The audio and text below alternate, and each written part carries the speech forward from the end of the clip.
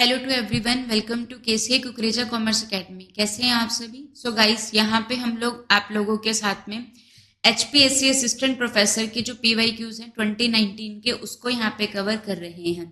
ठीक है। सो ये जो है आप लोगों के लिए काफ़ी हेल्पफुल रहने वाले हैं। ये आप लोगों का जो एचपीएससी का असिस्टेंट प्रोफेसर का एग्जाम होना है 2025 का, उसके लिए काफ़ी हेल्पफुल रहने वाले हैं। ठीक है। सो स्टार्ट करते हैं हमारे फर्स्ट क्वेश्चन के साथ में। So from the following, which is the modern method of performance appraisal? Employees की परफॉर्मेंस अप्रेजल की जाती है। ये किसके अंडर आता है? स्टाफिंग के अंदर आता है। स्टाफिंग एक फंक्शन होता है जहां पे क्या किया जाता है? रिक्रूटमेंट की जाती है, एम्प्लॉयज की सिलेक्शन की जाती है, ट्रेनिंग होता है, डेवलपमेंट होती है और क्या किया जाता है? परफॉर्मेंस अप्रेजल होती है। तो परफॉर्मेंस अप्रेजल में एम्प्लॉयज की परफॉर्मेंस को देखा जाता है। तो उसके लिए काफी सारे ट्रेडिशनल मेथड को देखा जाता है और कुछ मॉडर्न मेथड को देखा जाता है। सो इसमें से कौन से वाला जो है वो मॉडर्न मेथड है? तो जो असेसमेंट बाय रिजल्ट मेथड है, ये क्या है? मॉडर्न मेथड है। एक आप लोगों के पास में इसके अंदर एमबीओ भी सबसे फेमस है, management by objective.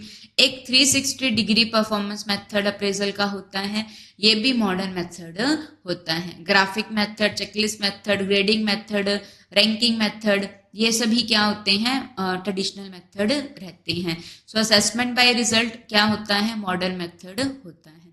Move to the next question. The two factor theory of motivation. Motivation एक इंड्यूसमेंट होती है जहां पे पर्सन को इंड्यूस किया जाता है। ठीक है। ये एक इंटरनल फिनोमिना होता है जो एक पर्सन को इंड्यूस किया जाता है, उसके लिए मोटिवेटर अलग अलग यूज किए जाते हैं। ठीक है। सो मोटिवेशन की अलग अलग थ्योरीज है। तो जो टू फैक्टर थ्योरी है ये किन्होंने दी है? तो two factor theory is given by Frederick Herzberg ने क्या दिया है? टू फैक्टर थ्योरी दी है, जिसमें दो फैक्टर के ऊपर बात की जाती है। एक आप लोगों के पास में क्या होते हैं? मोटिवेशनल फैक्टर होते हैं जो एम्प्लॉयज को क्या करते हैं? मोटिवेट करते हैं। अगर वो आप लोगों के पास में प्रेजेंट होते हैं तो वो एम्प्लॉयज को क्या करते हैं? मोटिवेट करते हैं। और एक क्या होते हैं? हाइजीन फैक्टर होते हैं। तो ये दो फैक्टर टू फैक्टर थ्योरी होती है, मोटिवेशनल फैक्टर और हाइजीन फैक्टर के ऊपर बात करती है।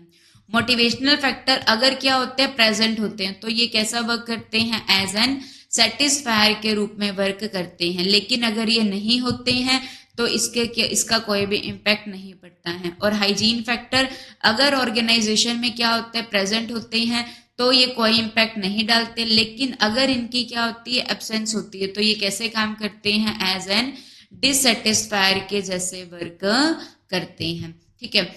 एफ.डब्ल्यू. टेलर जो फादर हैं किसके? साइंटिफिक मैनेजमेंट के क्या है? फादर हैं, फादर ऑफ साइंटिफिक मैनेजमेंट। जहाँ पे क्या किया जाता है?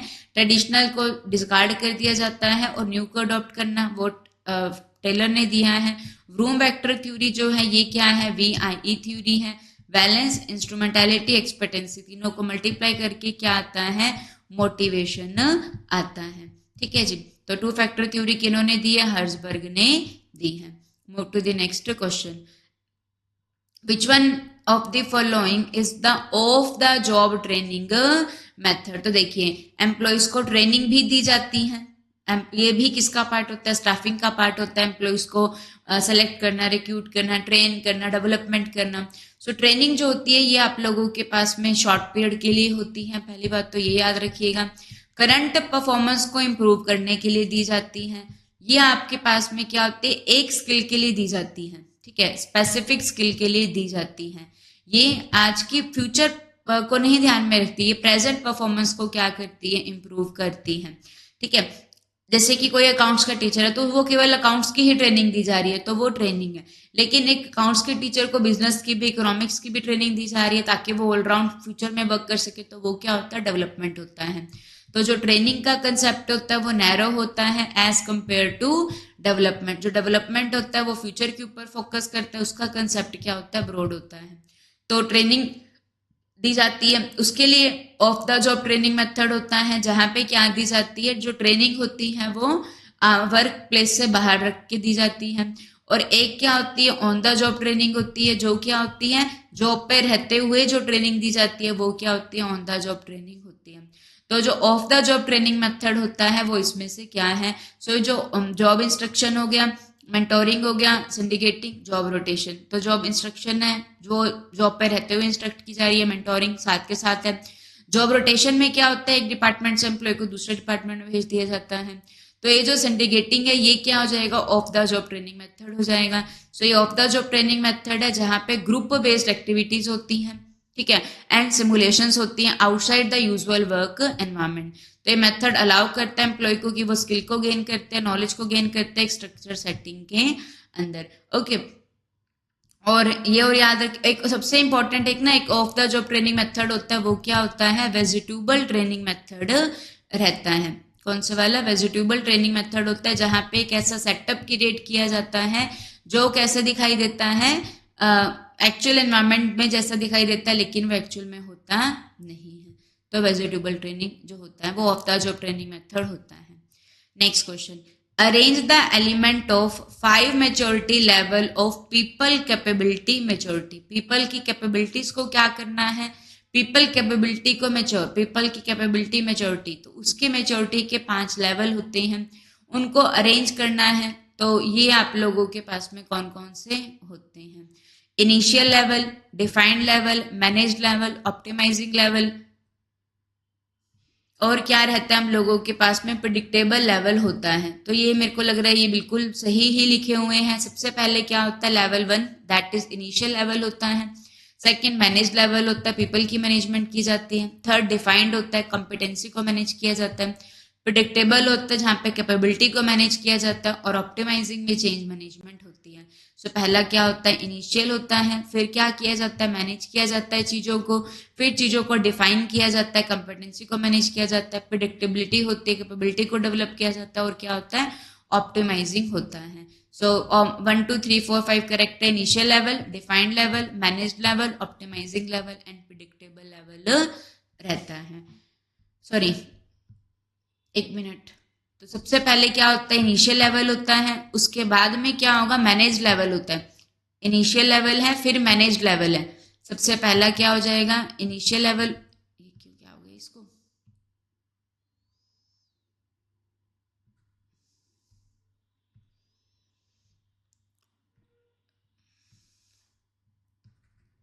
देखिए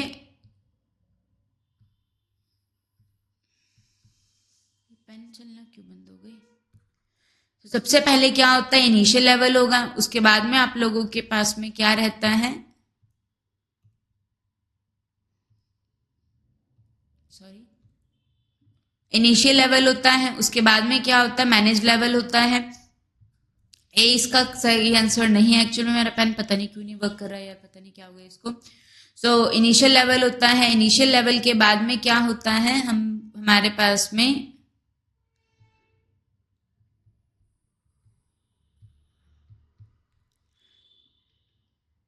इनिशियल लेवल हो गया, फिर क्या रहता है, मैनेज लेवल, इनिशियल लेवल हो गया, उसके बाद में क्या होता है, मैनेज लेवल होता है, तो 1 3 होता है, देन डिफाइन किया जाता है, तो 1 3 2 इनिशियल लेवल होता है, मैनेज लेवल होता है, डिफाइंड लेवल, प्रेडिक्टेबल लेवल, और लास्ट में क्या होता है, ऑप्टिमाइजिंग मॉडल होता है। Finally pen is working. So देखिए यहाँ पे क्या होगा, आप लोगों के पास में सबसे पहले क्या रहता है, इनिशियल लेवल हो जाएगा, इनिशियल लेवल के बाद में मैनेज लेवल हो जाएगा, मैनेज करने के बाद में चीज़ों को डिफाइन किया जाता है, उसके बाद में क्या किया जाएगा, उसके बाद में चीज़ों को डिफाइन करने के बाद में प्रिडिक्ट किया जाता है, प्रिडिक्टेबल लेवल होता है, और लास्ट में क्या होता है, ऑप्टिमाइजिंग लेवल होता है। तो ऑप्शन नंबर ए नहीं बी जो होगा वो इसका आंसर हो जाएगा, initial level, manage level, defined level, predictable level और ऑप्टिमाइजिंग लेवल होता है। ठीक है, move to the next question. जो लग्जरीज होती हैं उनकी जो डिमांड रहती है वो कैसी होती है, तो देखिए जो लग्जरीज होती है वो आप लोगों के पास में क्या होती है, उनकी डिमांड कैसे होती है। लग्जरी में क्या होता है बच्चा, हमारी जितनी इनकम बढ़ती है उतना हम लोग क्या करते हैं, लग्जरीज के ऊपर स्पेंड करते हैं। ठीक है, इनकम नहीं होती है, इनकम कम होती है तो हम लग्जरीज की डिमांड भी क्या कर देते हैं, कम कर देते हैं। तो ये आप लोगों के पास में कैसी डिमांड होती है, इलास्टिक डिमांड होती है। इलास्टिक डिमांड का मतलब क्या है, जो ईडी है वो ग्रेटर देन 1 है, मीन्स जितनी हमारी इनकम बढ़ती है लग्जरीज के ऊपर हम क्या करते हैं, उससे ज्यादा खर्चा करते हैं। ठीक है, जो हम लोगों के पास में क्या होता है, एक क्या होता है हम लोगों के पास में इनइलास्टिक डिमांड हम लोगों के पास में रहती है। ठीक है, जहाँ पे क्या हो, जैसे कि सॉल्ट की डिमांड है वो क्या होती है, इनइलास्टिक होती है, उसको हम लोग परफेक्टली इनइलास्टिक बोलेंगे वैसे। ठीक है, यहाँ पे इनइलास्टिक डिमांड का मतलब ईडी लेस देन 1 लिखा हुआ है। सॉल्ट हो गया, ये बेसिक डिमांड है, ये होती ही होती है, ठीक है। तो यहाँ पे आप लोगों के पास में क्या होता है, 5 लेवल होते हैं। एक क्या होता है, परफेक्टली इनइलास्टिक और होता है, जहां पे क्या होता है, प्राइस के चेंज होने से डिमांड पे कोई फर्क नहीं पड़ता है। जो डिमांड होती है वो क्या होती है, जीरो होती है। प्राइस में चेंज होने से डिमांड में कोई फर्क नहीं होता है। एक परफेक्टली इलास्टिक होती है, प्राइस में चेंज होने से डिमांड में बहुत ज्यादा चेंजेस आते हैं, तो ईडी इन्फिनिटी होती है।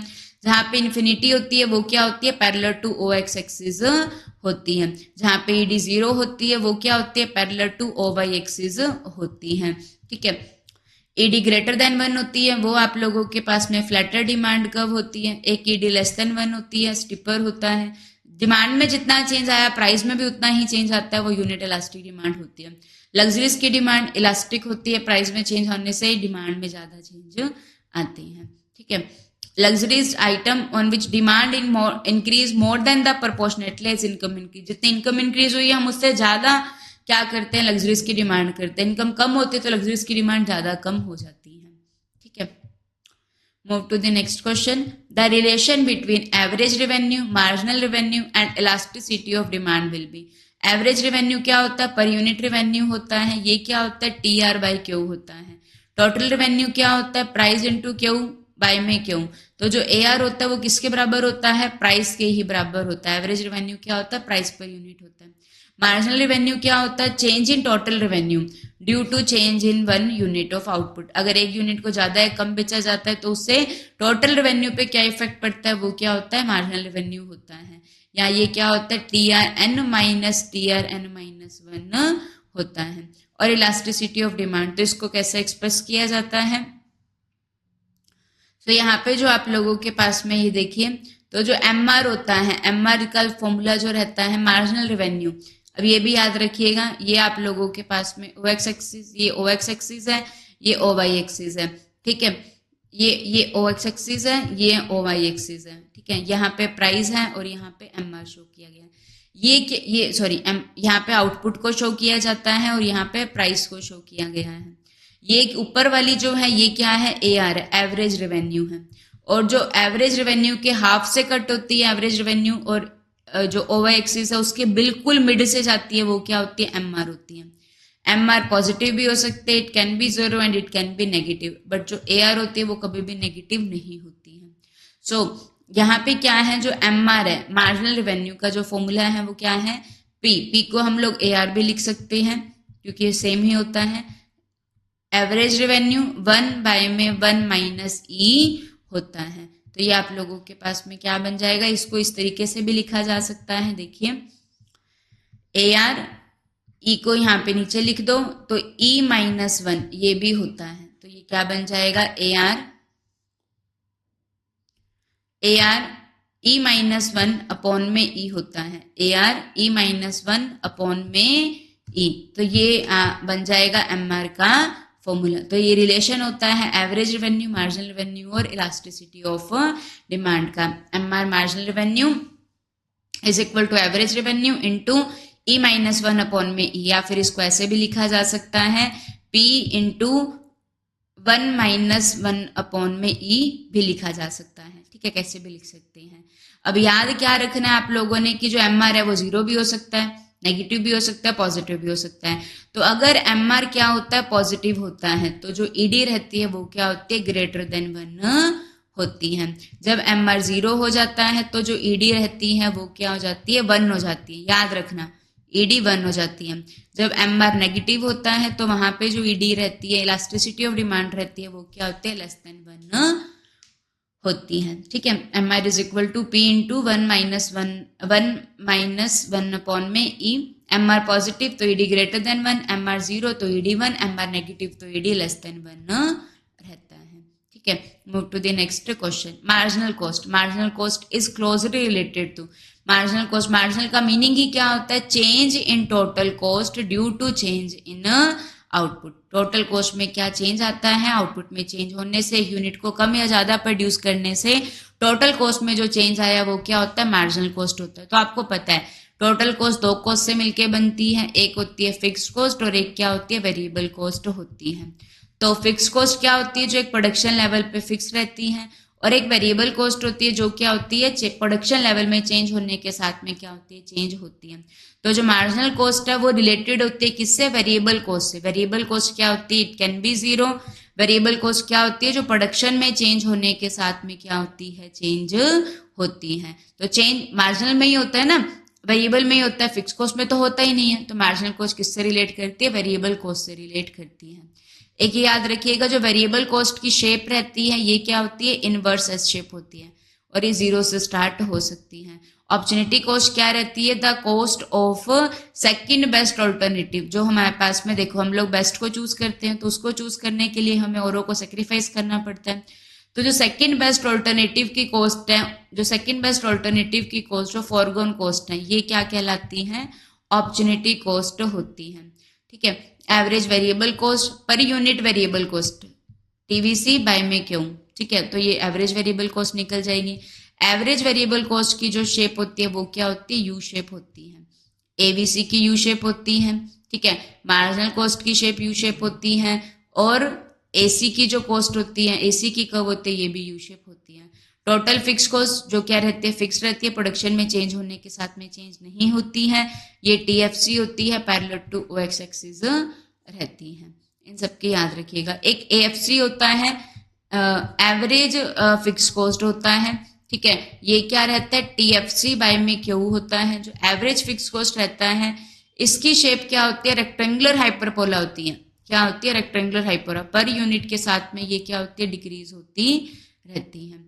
मार्जिनल कॉस्ट एडिशनल कॉस्ट होती है जो इनकर्ड की जाती है by producing one more unit of an product. एक यूनिट को ज्यादा प्रोड्यूस करने से जो कॉस्ट में चेंजेस आते हैं वो क्या बन जाते हैं आप लोगों के पास में, मार्जिनल कॉस्ट होते हैं। ठीक है, ये वेरिएबल कॉस्ट से रिलेटेड होता है और वेरिएबल कॉस्ट में रॉ मटेरियल की कॉस्ट, लेबर की कॉस्ट ये आती है। Next question, from the following which is not a cause of increasing return to a factor. तो यहाँ पे 3 स्टेजेस होती हैं, increasing return to a factor, constant return to a factor और थर्ड क्या रहता है, decreasing return to a factor होता है। और लॉ ऑफ वेरिएबल प्रोपोर्शन में increasing return to a factor होता है, constant return to a factor होता है और diminishing return to a factor होता है। So increasing return to a factor क्या होता है, जहां पे क्या होता है आप लोगों के पास में कि जो हम लोगों के पास में जो आउटपुट होता है वो क्या होता है, ज्यादा होता है, कॉस्ट क्या आती है, कम आती है। जो पर यूनिट कॉस्ट रहती है ये हम लोगों के पास में क्या रहती है, कम आनी स्टार्ट हो जाती है। ठीक है, और जो आउटपुट होता है वो क्या होना स्टार्ट हो जाता है, ज्यादा होना स्टार्ट हो जाता है। सो ये इंक्रीजिंग रिटर्न के अंदर होता है। तो इसका क्या कॉज नहीं है, ठीक है, तो ऑप्टिमम कॉम्बिनेशन ऑफ फैक्टर हो रहा है तो इससे इंक्रीजिंग रिटर्न होता है, कॉस्ट कम आएगी, आउटपुट ज्यादा होता है। फुलर यूटिलाइजेशन हो रहा है फिक्स फैक्टर का, ये भी ठीक है आप लोगों के पास में, उसकी वजह से भी इंक्रीजिंग रिटर्न हो रहा है। Division of labour and specialization हो गया, इसकी वजह से भी होता है। बियॉन्ड ऑप्टिमम कैपेसिटी यूज, तो बियॉन्ड यूज होगा तो थोड़ी ना ये इंक्रीजिंग रिटर्न टू फैक्टर का पॉइंट नहीं होता है। ठीक है, ये आप लोगों के पास में कहाँ पे पाए जाते हैं, शॉर्ट रन के अंदर पाए जाते हैं। ठीक है, और शॉर्ट रन में पाए जाते हैं जहां पे क्या होता है, जो फैक्टर होते हैं, कुछ फैक्टर जो होते हैं, जो लैंड होती है वो कैसा फैक्टर होता है, एक फिक्स फैक्टर होता है। और जो लेबर होती है वो कैसा फैक्टर होता है, वेरिएबल फैक्टर होता है, जो क्या होता है प्रोडक्शन में चेंज होने के साथ में चेंज होता है। तो इंक्रीजिंग का कॉज क्या नहीं है, beyond optimum capacity use increasing का कॉज नहीं है।